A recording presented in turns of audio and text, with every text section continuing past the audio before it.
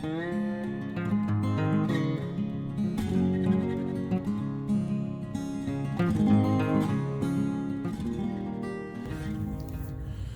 day and welcome back to my channel. So I was all set to film the final reveal and done.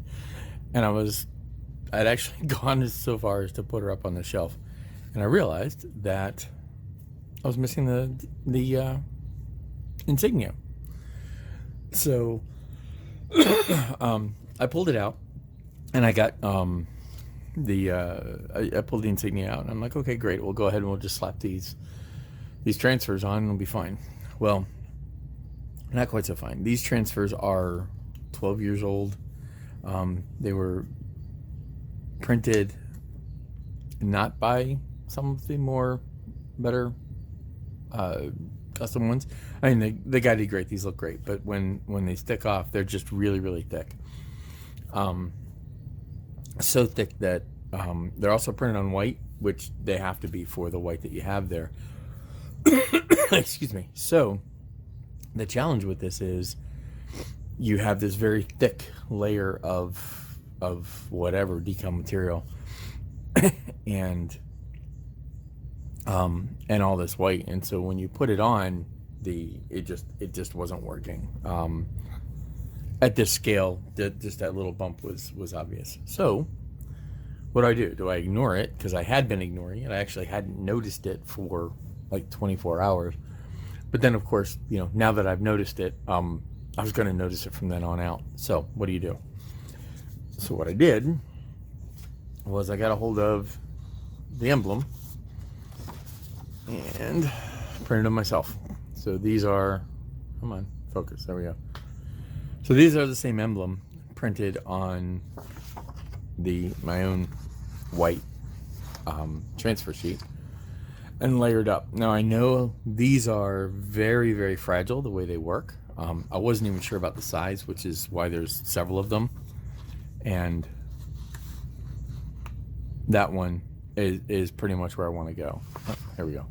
So that one's the size of where I wanted it to go. I wasn't sure as I was doing these. Now, yes, these are against a gray background, and that's to help with the blending of the transfer once I get it on the sheet. Let's bring it up. There, see? So that's to help with the blending of the transfer, because otherwise I was going to have to paint in and around the white of the transfer.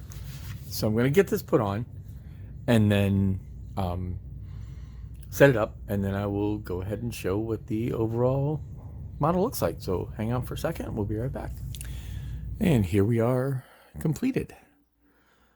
This was quite a long build, and there's something like, something in the teens videos on things that I've done and how I did things. I hope that they are somewhat helpful or useful. Is either how to do something or how not to do something. A lot of things that I learned when working with this. I learned a whole lot about wiring. I did learn some wiring things I needed to not do. So, I tested all the circuits, right, as I prepped it, and then I realized that once I hooked them all up together, that once I put the ring light, so basically the ring rotator, on the same circuit as all of the rest of the lights, that when I flipped this on, this drew all the power, so none of the other lights came on. So I ended up having to power this one separately. So there's something about that, right? So using the circuit board there would be a skill set that I could use. Learning how to make circuit boards so I could correctly wire everything through one source would probably be helpful. Will I ever do this again? Maybe, but I don't work for the film industry, and the odds of me doing that are me. So we'll see. So, I chose the expedient solution, which is, putting them on just on separate boards. The detail work was a lot of effort, which was nice, right? It was nice. I feel like I've probably filmed this thing about 5 times, right? Every time I go do this, I realize I missed something. And finally, the last one I just did was what I opened this video with was the transfers. I totally realized I'd missed them. But I learned a lot. I did learn a lot with this, and it was a very, very Enlightening kit. And like I've said before, this is my Grail kit. So this is the kit that, one of the few kits that are, really, really hard for me to find. And I really want to do a nice job on it. So we did our best. And by we, I mean me. So we do have the lighting set up. So we have the interior lights, running lights, main tail, and then the outboard engines. And then this here, which is the rotating ring. So if we come over here and we flip those on, we see into our cockpit and we see into our bridge. And I will zoom in a wee bit.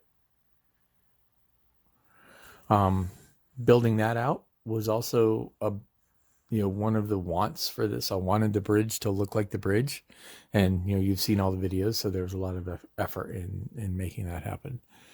I am happy I chose what I did for the main living quarters, right? So having these just sort of light up as a glow is probably the best option I could have chosen. The amount of work and effort that would have taken to make those look right, I didn't have the room inside with the wiring skills I had, so it would have been a lot of effort for no reward. So if I ever were to do something like this again, it would be bigger and I would be better at wiring. So my next are our running lights. So see those up top, and then we also have them underneath.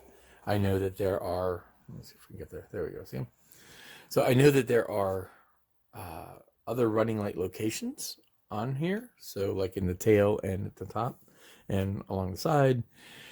But again, that was one of those things I really didn't notice much until later. And then again, the amount of room I had inside was less than what I really could have used to make this work. And there's our tail. That was, a couple of videos just in the solution for that. I am content with how that looked and came out. It's pretty close to what I was after. And then we have the ring. And I do have that on a potentiometer so that we can vary our speeds. So from really slow till we crank it up to really, really fast. Personally, I like, for a display at about that rate. So that's about where I'll be keeping it. And then finally, I do have, the outboard engines, which light up like that. And those are, they do give a glow. In the lighting here, it's a little harder to see. You can kind of see that, they do give a decent glow in normal room lighting. Under these lights, it's a little less. So sorry about that. Had a minor technical glitch. So anyway, I forget even where I was. So yeah. I will put up some photos of where I've been and what I've done, or photos of the final product. And yeah, the overall, like I said, I learned a lot, and I hope that the series of videos that I did up is useful and helpful. Like I said, either a how to or how not to do something.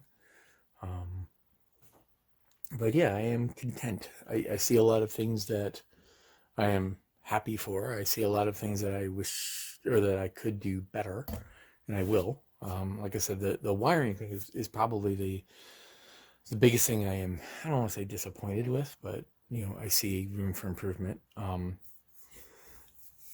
But I really, this subject really is a big deal for me. I like it. So this is this is going to go up on the shelf, and yeah, anyway, I will go ahead and move on to, we will go ahead and put up some vignettes and screenshots of, pictures of what we have here, and let you look at those. And for now, I will say thank you very much for watching, and I hope this series is fun. And until my next video, well, happy modeling.